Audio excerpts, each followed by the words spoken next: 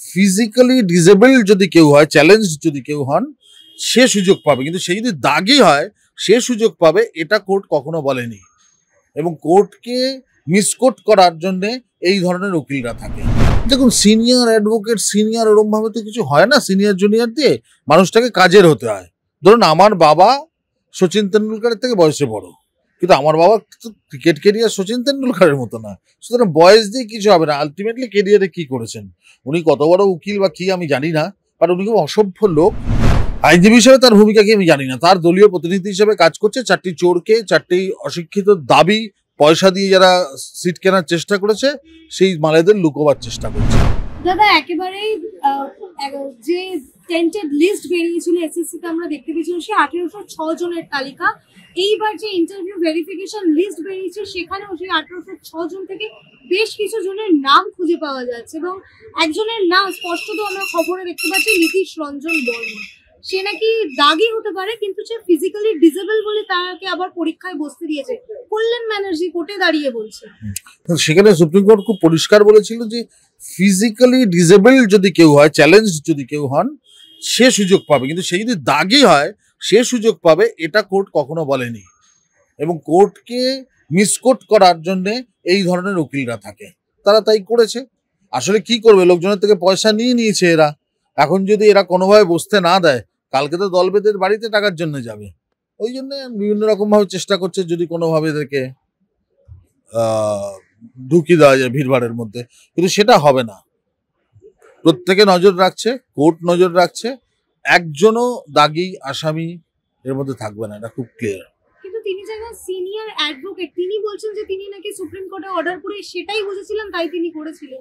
দেখুন, senior advocate senior ওরম ভাবে তো কিছু হয় না। সিনিয়র জুনিয়র দিয়ে মানুষটাকে কাজের হতে হয়।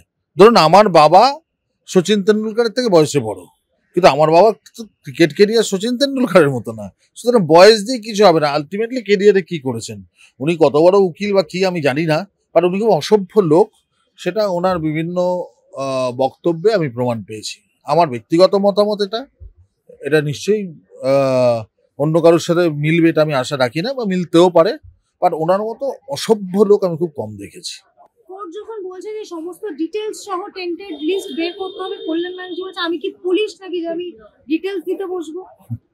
না, ওনার প্রশ্নের মধ্যেই ওনার উত্তর আছে। উনি যদি কিছুই না পারেন তাহলে উনি ছেড়ে দিন, উনি দায়িত্বটা নিচ্ছেন কেন? তিনি বিরোধী আইনজীবীদের বলছেন আপনারা হোমওয়ার্ক করেন না, আমি কেন ডিটেলস দেব?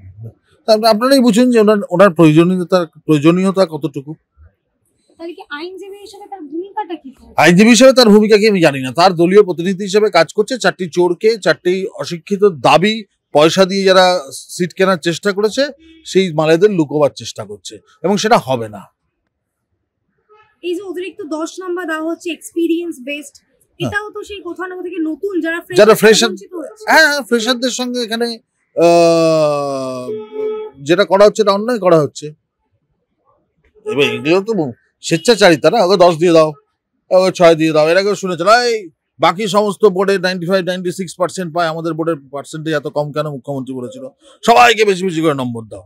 এখন থেকে মাধ্যমিকেও 99.99% রেজাল্ট হয়, অবাক হয়ে যায়। একদিকে আমাদের শিক্ষামন্ত্রী ব্রাত্য বসু তিনি বলছেন এসএসসি জানিয়েছে একজনও দাগি পরীক্ষায় বসেনি, অন্যদিকে কল্যাণ ব্যানার্জি নিজে কোর্টে দাঁড়িয়ে বলছে যে দাগি পরীক্ষায় বসেছে কিন্তু ফিজিক্যালি ডিসেবল। কারণ দলটার মধ্যে আর কিছু নেই, দলটা ভেঙে চুরমার হয়ে গেছে। এ পিসির, ও ভাইপোর, ও কাকার, ও কাকিমার, ও জেঠিমার, ও দাদার, এরকম ভাবে চলছে। তো পাড়ায় পাড়ায় সবাই নেতা। ব্রাত্য বসুর ভার্সনের সঙ্গে ডেফিনেটলি কোর্টে যে উকিল ওনাদের হয়ে লড়ছেন তার ভার্সন মিলছে না, কারণ নিজেদের মধ্যে কোনো লিঙ্ক নেই। তো যে যার মতো বলছেন, সবাই সবার শত্রু। মানে ওই দলে প্রত্যেকে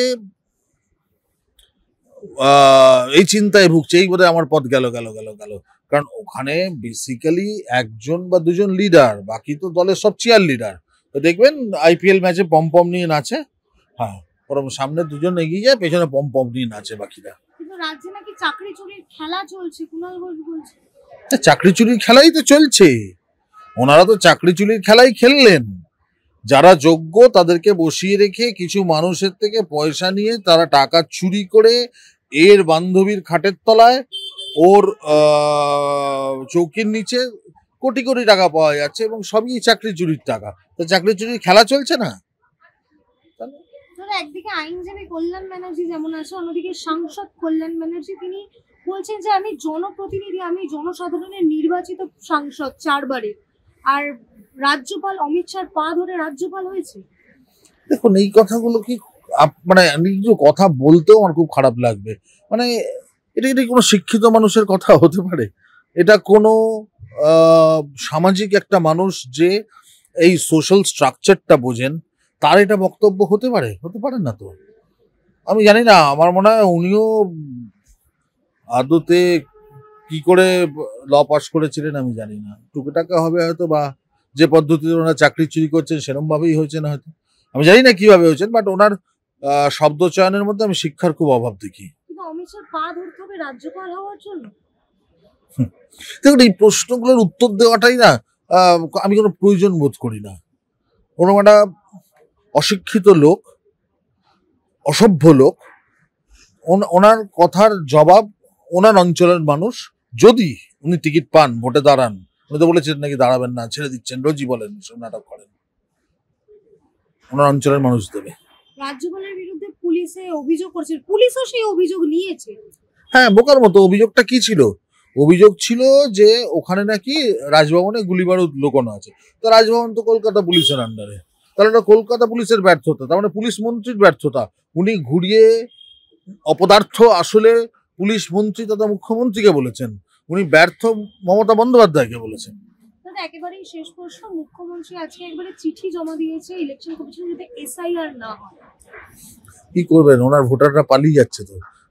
ভুয়ো ভোটার, মৃত ভোটার, যেই ভোটারদের ভোটে উনি ক্ষমতায় রয়েছেন, ঠিক আছে, উনি তো পরিষ্কার বুঝতে পারছেন ওনার ক্ষমতার চেয়ার নড়বড়ে হয়ে গেছে, উনি যে আর থাকছেন না আগামী ইলেকশনের পর, উনি খুব স্পষ্ট বুঝে গেছেন।